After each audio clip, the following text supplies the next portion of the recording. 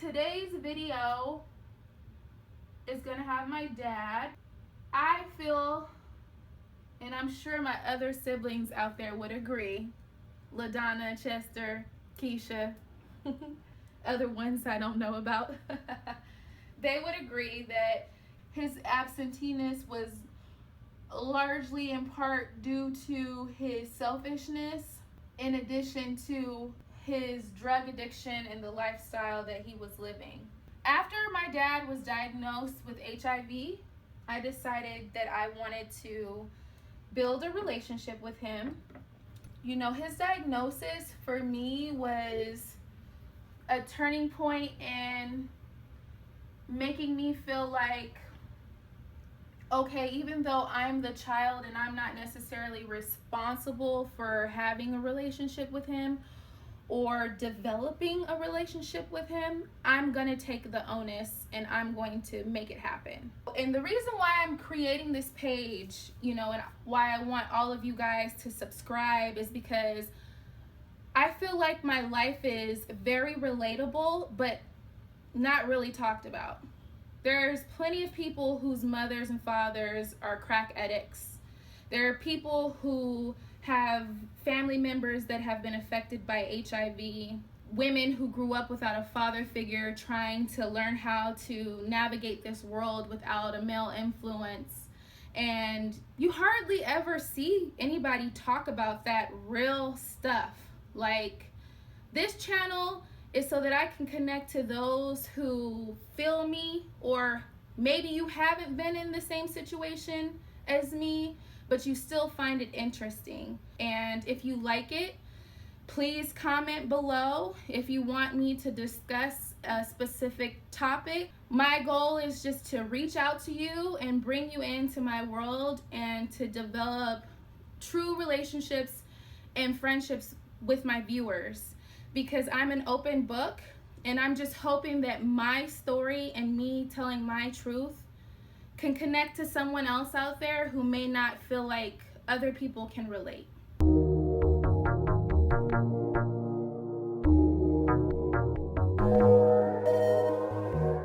We're gonna go see Chester. When you guys see him, you'll see what I'm talking about. He's a trip, right? Dad, do you remember? Tell me if you remember this. Do you remember being over here in this area when I was a little kid at this hospital? At St. Joseph? We had to see an ear specialist. Yes. I think you had. I did. I'm surprised you remember that, because my mom does not remember that. Yeah. I put a rock in my ear. Well, I figured that we could talk about how you became a trap king.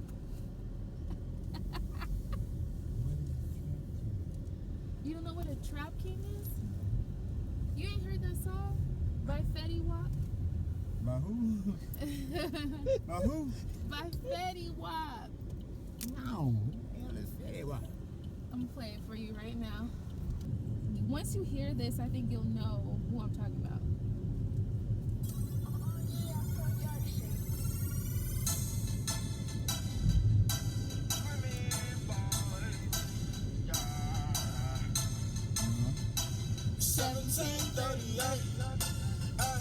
I'm like, hey, what's up, hello? Sit your pretty. Yeah, I heard it. Exactly. I told you. My hairstylist is calling y'all. This is a 911 emergency. You have an incoming call. Hi, boo. What are you up to? I am with my Faja and my friend Ashley. We're about to go film for my blog. So today we are doing a daughter-father video. Mm-hmm. You are my dad. Amen. And proud to be. All right. And very proud to be. So what I wanted to frame this video around is our relationship with one another and how we've gotten to the place we are now where we're awkwardly close to each other. Yeah. So we can wondering if we could both fit into the camera. If we can both fit into the camera, exactly. So I want you to tell me a little bit about where you're from. Okay. I am Chester Griffin. I am 54 years old, and I am from South South Phoenix in a neighborhood called Park South.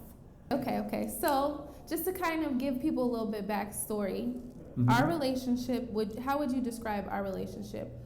Now I thank God that it's not as rocky as it was, and of course none of this was your fault. I've been using drugs for about the past 35 years. My number one high was crack cocaine.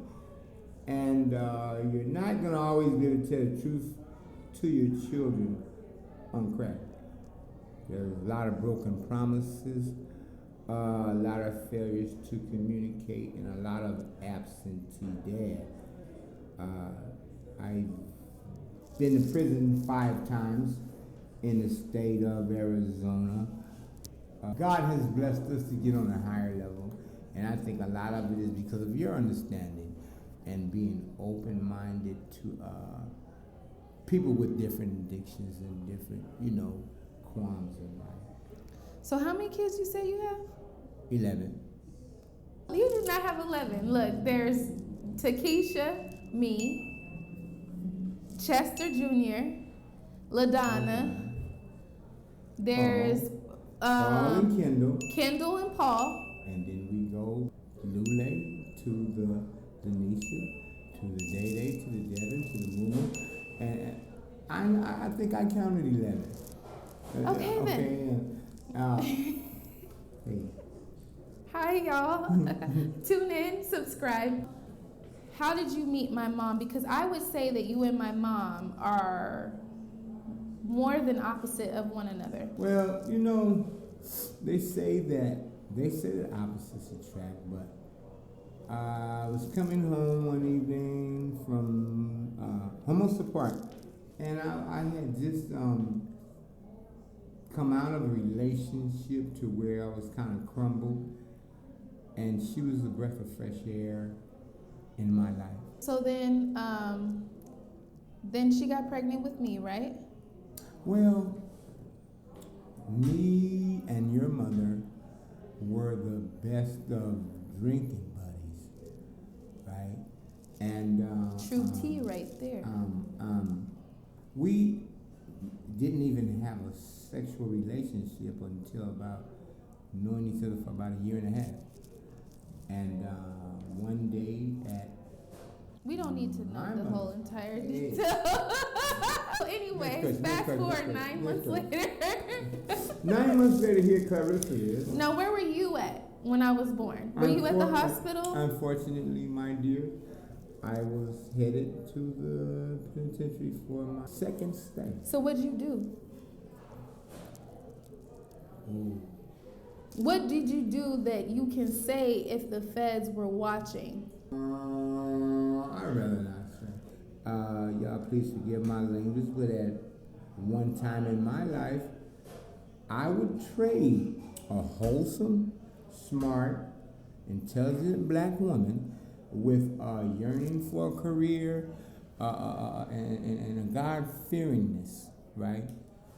For a nappy head, sore foot, dick breath hooker. So, what would you say? Why do you think that you were such an absentee father? Like, was it just with you? Or no, all of your kids? Well, no, it's my show with me specifically. Okay. Well, get your own show. At he got 11 of them, so let's just talk about me right now. All right. So, I grew up watching Top Ramen Noodle Kids.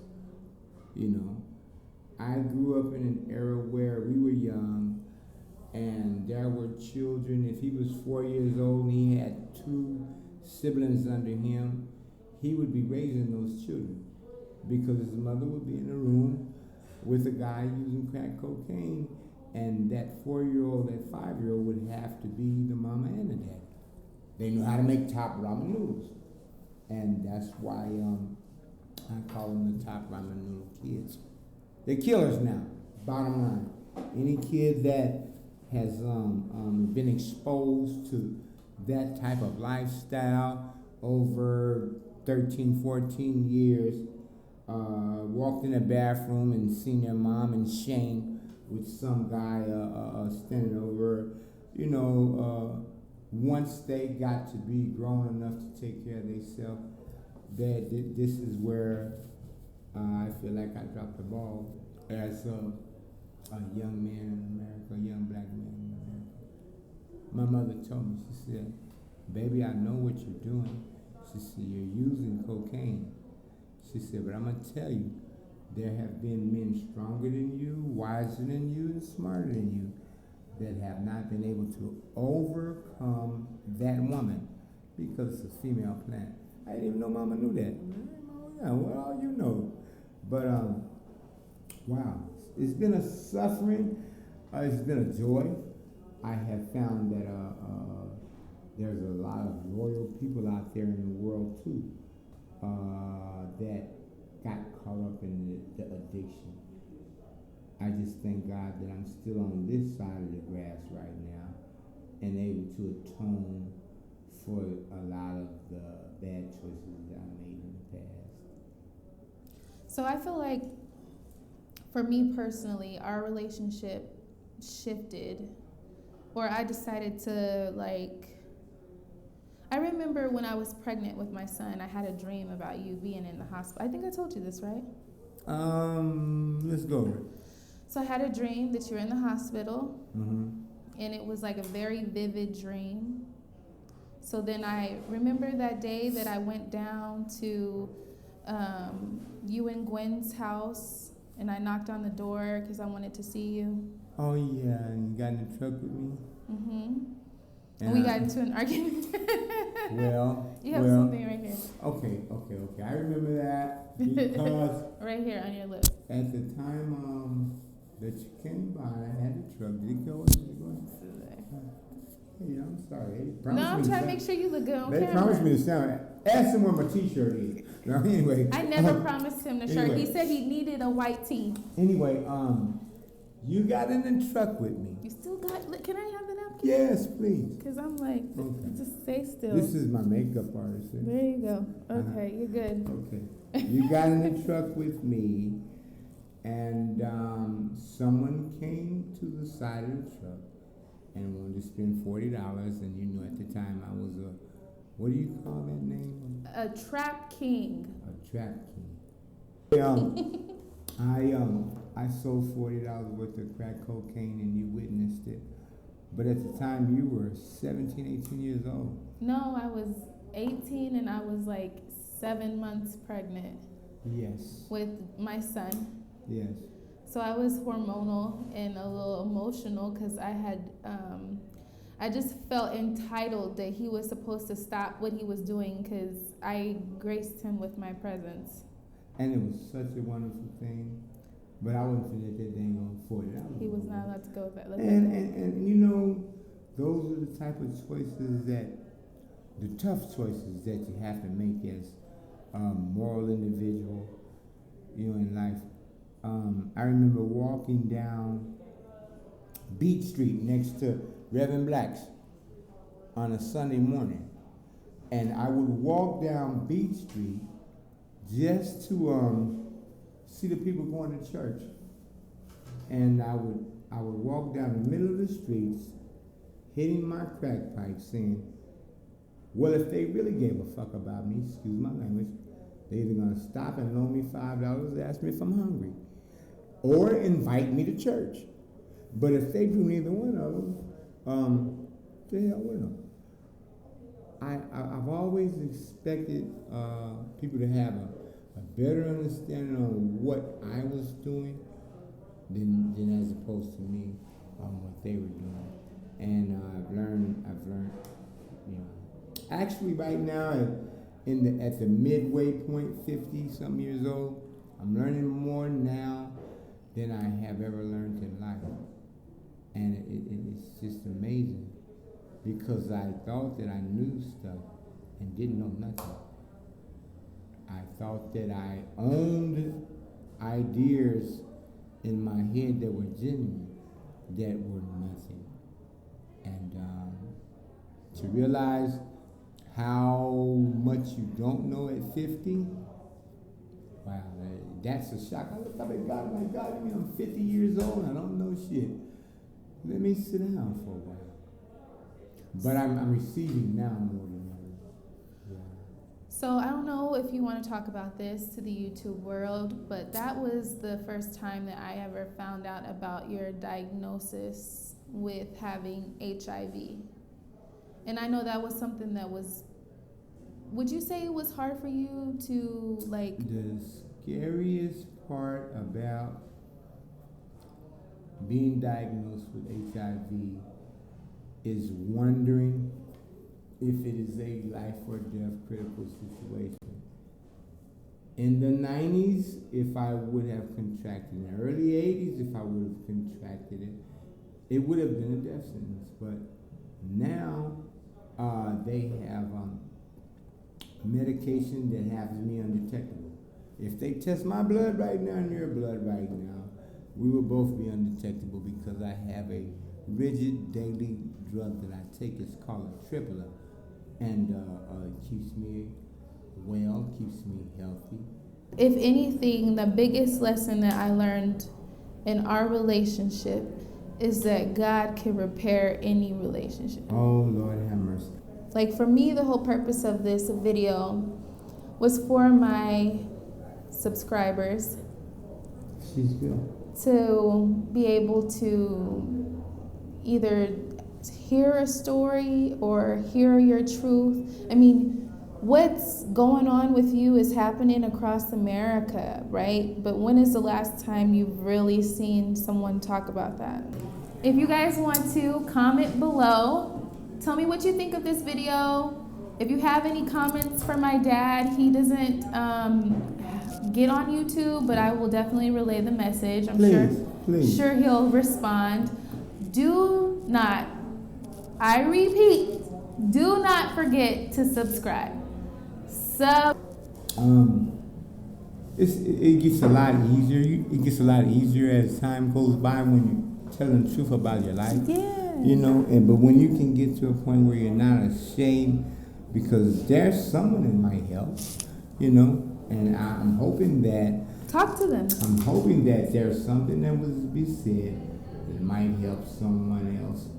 And praying that for fathers and daughters that have a separation because of conditions or whatever they be, God can fix it. Christ can fix it. Pray about it. Fix ours. Absolutely. Peace.